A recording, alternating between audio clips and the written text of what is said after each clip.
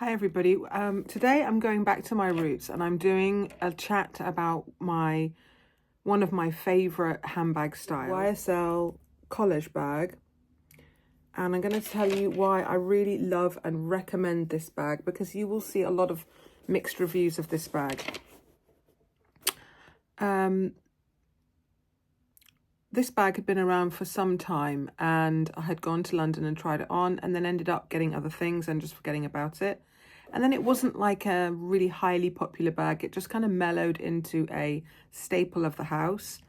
And I revisited it and bought it one evening, almost on a whim.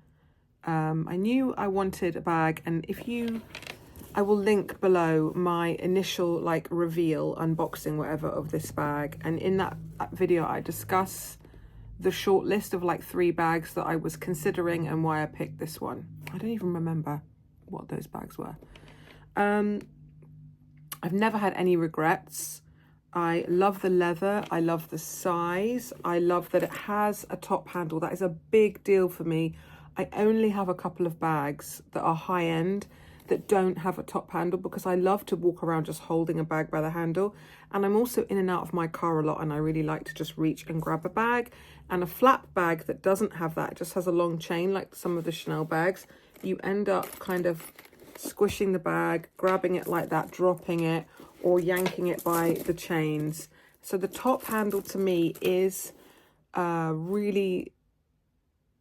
it's one of the things that makes me really want to get a bag. If I love the look and the shape, it has a long crossbody strap, but also a top handle, a single top handle as well, rather than a double handle, which I still like, is like my favorite thing.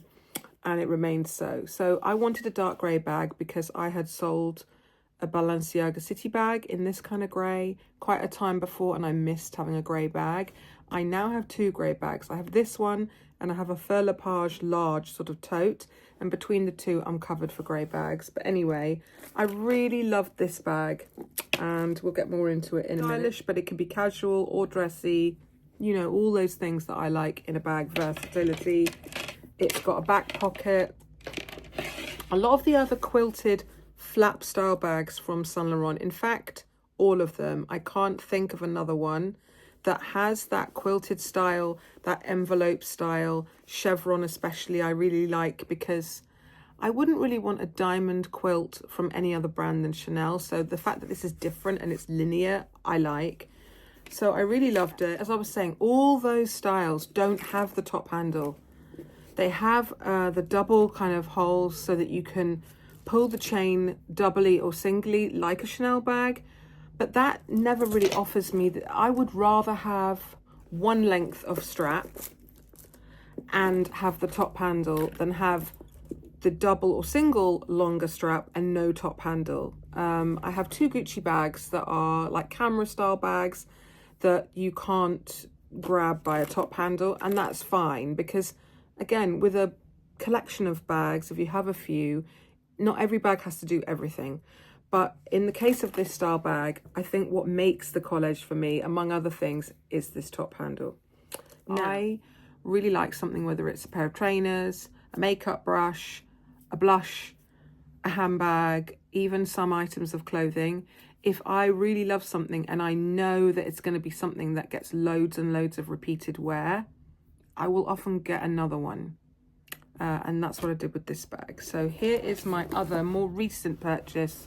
I would say 2 years ago, having already had the grey one for a few years, I got the large. So this is the medium college bag, and this is the large.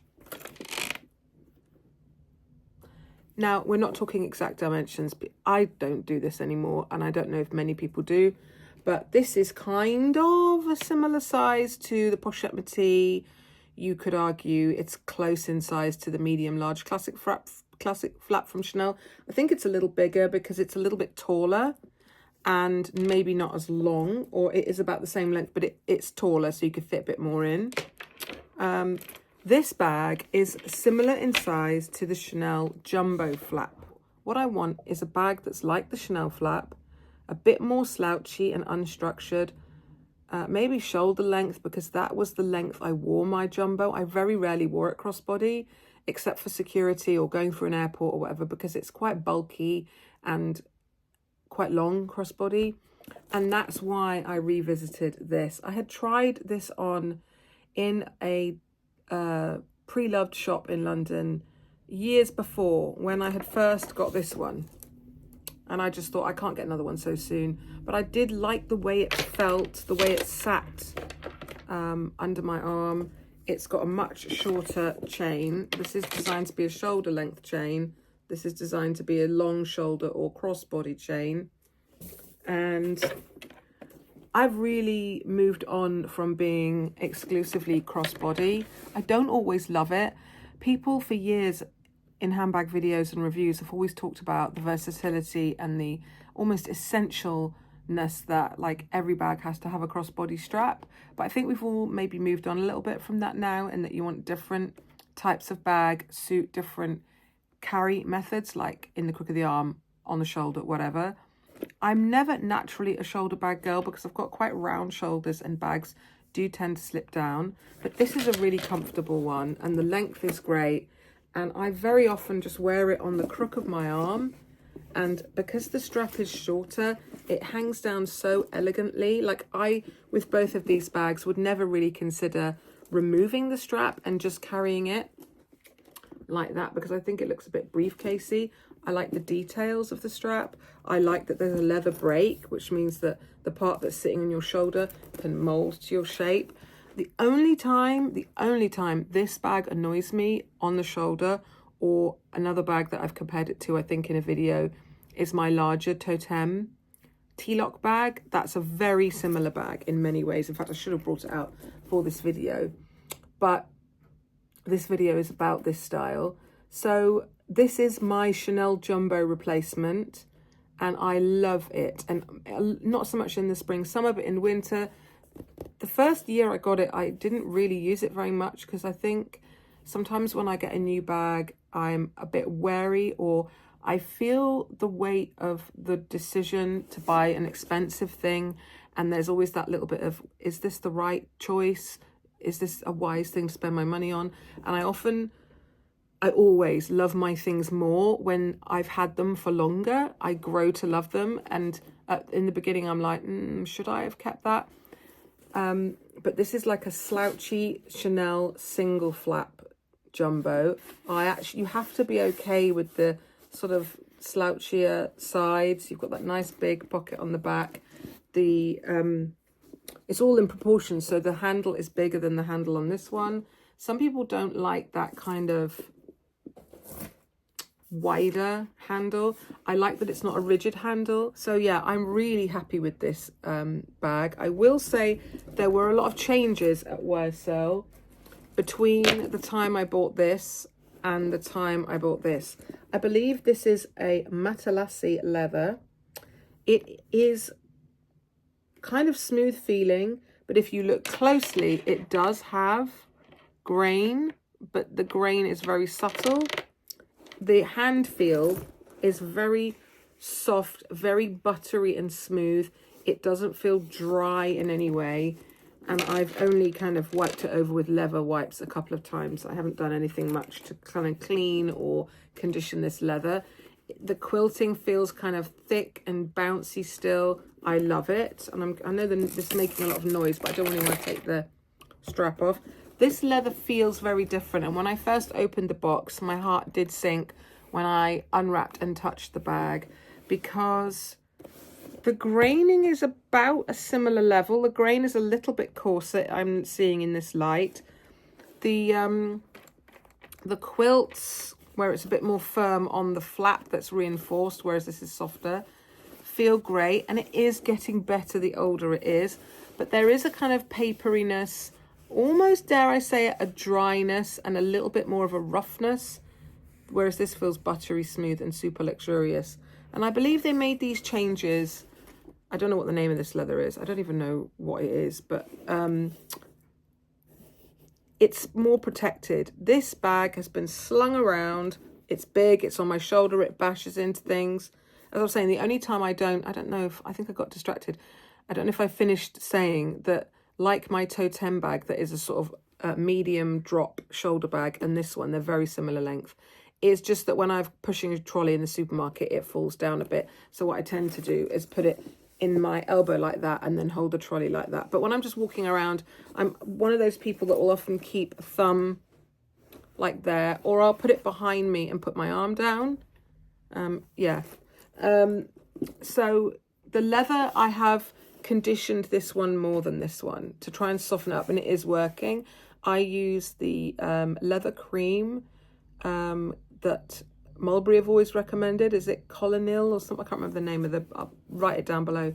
And I do that now and then, and I really work the cream into the leather. I leave it for an hour or two, and then I buff the bag so that if there's any residue, I lift that away, and it really softens leather and protects it from the elements. So I just wanted to talk about these bags because they're not very popular now. There are obviously loads of other styles, the Lulus and the different kind of quilted bags that YSL do or Saint Laurent do. But I've always, even when I got this, it was kind of old news, but I knew I wanted a bigger one of this style. And I'm someone now who's really comfortable, genuinely, with I get what I like. I'm not really getting what I think will be cool or appeal to other people. With my many years of buying these things, I really do know what I like and what I don't like, and I can predict very accurately what will work for me. And one thing that evidences that is that over the years now, I sell things that don't work for me less and less. I sell an average of a bag a year if you average it out, whereas my collection, when I first started buying high-end bags more frequently, it was like a revolving door, and it just seemed so easy then. Oh, I don't like this color or this size, never full. I will sell it, and next week put another 100 quid in and just buy a different version. And so there was this easy come, easy go attitude, which I don't have anymore. I see these things as real investments, and I don't mean a financial investment inverted commas. I mean an investment in your working wardrobe, your life going forward, that you're always going to have these things. So I had heard that this bag is being discontinued, and I've done a lot of research to try and establish if that's true or not. I contacted customer services in the UK. They said that this large size is not produced anymore because it didn't sell very well, basically, compared to the smaller. You know, people keep saying big bags are coming back, and there have been loads of very big oversized bags, like they did that bag, didn't they, with the kind of black quilted tote with the huge gold YSL on it. I forget the name, last year, I think. But on the whole, if there's a range of bags, like with the Chanel flat bags, it's the minis that are the hot ticket, not the mediums and the jumbos, because people want to walk around and just have something light and crossbody, I think. And often the smallest bags are a more attractive price point, and they're cute and whatever else. There's a myriad reasons.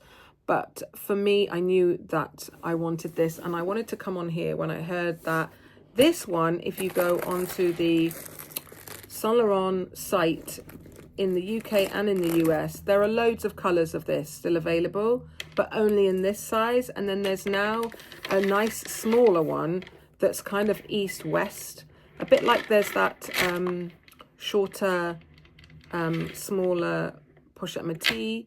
There's one of these with a top handle that's just, I think it's about the same width, but it's just like the pocket, from the top of the pocket to the bottom. So it's about this much shorter and has a much more east-west appearance.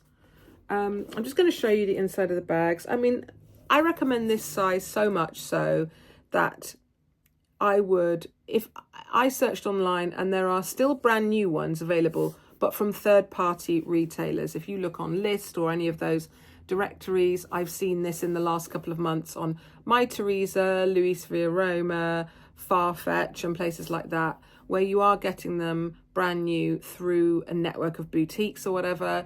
If you're comfortable with it, these are always available on the pre-loved market. Obviously, do all of your due diligence, get it authenticated, but I will say you can get these at a really good price, obviously dependent on the condition. I think a lot of people that get this bag do not store it correctly, do not look after it, overload it, and you can see them in quite bad condition, but you can see some that look well looked after like mine, and you will save from the retail price. I paid, I think, $1,750 for this one and about $1,500 for this one quite a while before. And then they went up. So this one is around the 2,000 mark now. And this was until they recently, it was disappeared from the YSL site. It peaked at around 2,500, I think. So it's around the same price as the puzzle bags were about a year ago. And that kind of, you know, mid-sized leather bag from a major design house. I think when you stack this up next to the likes of Dior and Chanel and leather bags from Louis Vuitton, YSL bags are always more attractively priced. Some people would argue that the quality is not there. It's not luxurious or well made. Is not my experience whatsoever. So you have a pocket on the back. Oh, there's something in there. Oh, my original receipt thing. And then you have a magnet, and boy, is this a strong magnet. Now, some people don't like strong magnets because they feel that you're fighting with it and you're going to cause wear and tear to that area around the magnet, which I have. But I'd rather have a strong magnet than a weak magnet and someone can get in your bag. And just like the pochette Métis, you've got different sections. So you've got a big section is actually at the front. Then you've got this, which anchors the sides of the bag and pull them into that dip. And that's a zipped section, quite narrow, like a Chanel case or a zip flat pouch or a clay almost that's stitched into there. And then you've got a more narrow section at the back. And you see that it looks like it's going to be the same, but it's not. The front is way more roomy, and this is more for flatter items. And then right at the back, you've got a fixed, like, is this one a zipper? No. You've just got like a kind of a leather slip pocket there that is about the width of a credit card, something like that. So basically 3 main sections with a little credit card slip at the back and a pocket there. If you like internal organization and you like bags that have that thing where you stack stuff and it doesn't all fall down together, this is great. I know some people don't like it because they want to be able to stuff something bigger in there, and that central divider is kind of maintaining the shape of the bag and the style of the bag. And you might find that limiting, just like some people didn't like. I used to get frustrated that my Chanel Grand shopping tote had a divider in the middle because I couldn't like roll up a jumper sometimes and just put big things in the hole of the bag like a tote. But if it hadn't had that central divider, it wouldn't have kept its shape at all. So with everything, there's a pro and a con. There's no perfect situation. So there's that one. And the other one is just the same, but I will show you again. The pocket on the back is not a magnetic, no, not a magnetic pocket, but if you don't overload it, it's nice and close fitting. It's not going to be bagged out with stuff falling out unless you shove things in there that shouldn't be in there. Again, the magnet's really strong. I would say it's not as strong as the magnet on the older bag. And in here, you can see you've got that big roomy section here, the zipper thing here, the section there, and again, a non-zippered kind of, this one's slightly bigger, obviously, pocket there that you could fit like a card holder or a slim coin pouch or something in that one. So it's very versatile. Obviously, the bigger bag, you can hold bigger things, and the big test for me is a paperback. I can fit a book in that front section, and then my other things in the back. I can carry more than enough in either of these, but this obviously you can carry a bit more. I just love them. I love the way they look. They're lighter than like a double flap from Chanel or a more fully leather lined, heftier bag, but they don't feel insubstantial, but there is a bit of slouch, and I am not afraid of a bag that changes shape over time and slouches. I like it. I've never been this one that's putting a base shape in a Speedy 30 to make it look like a box like you'd see in the pictures on the website. These things are, they're not living things, but they are things that you use and they become worn in a way that shows the use, and I like that journey, that cycle that they go on. So there you go. I think these are worth investing in still now. I think the price is not bad, and you consider the other things that are maybe of equivalent quality. I really enjoy both of them. I know they've both got the same hardware. I was going to get gold just to be different from the other one, and I thought, no, I really like this kind of ruthenium-y or distressed dark silver that's a bit more grungy and low key, so that from a distance you might not recognize this logo. I think in a shinier gold it makes the bag more dressy, and on the whole I've got that covered. I've got a good mix in my collection of different hardwares, and I just think this bag for me suits, especially this style chain, suits the distressed metal. What else to say? Oh, the magnet. So I've noticed that this one's got no wear and tear. Obviously this other one, the grey one's been worn more and I've had it for longer, but I've worn this more times in the shorter time that I've owned it. And this pointy bit of leather here, nothing on it. The corners are flawless. There's no scratches, nothing. So whether that means that they've made this leather genuinely successfully made it more hard wearing, I don't know.